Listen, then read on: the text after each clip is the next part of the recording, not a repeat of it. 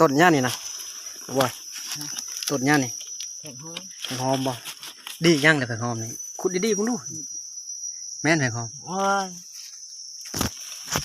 ขุดดีๆต้องใช้หัวมันเนาะนี่หัวมันนี่ขุดเอาดีๆดูสิปลูกนี่ หางยาเลย ขุดเอาหมดนี่ดีย่างเลย ดีเฉพาะ อันนี้ได้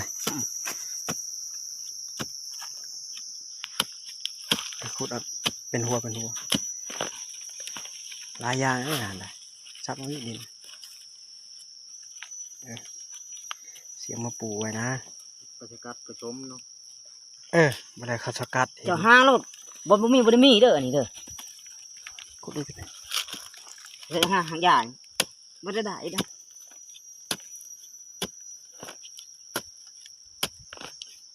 กุกนี่แหละคอยหาไว้หายาดีกับหาหยาขนาดแนวประชมมันลาย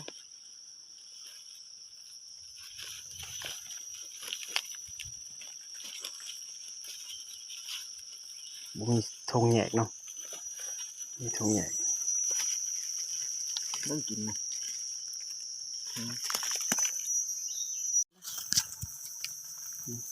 คนละอย่างเด้อว่า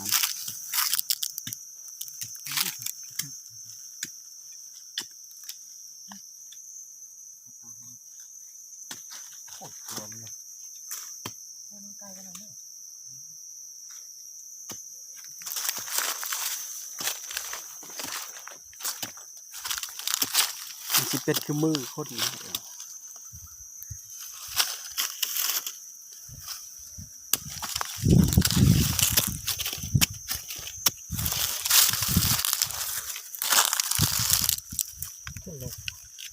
เพราะมันสิเป็นหัวเรามอง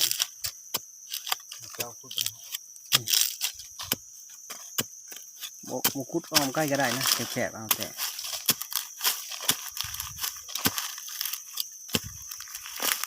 เมื่อไรชิ้นใหญ่คือทงต่างหาก เตรียมสิฮะวานทุกสิ่งวานไม่จัน เขายอมแล้วนะไปดูคอยนะ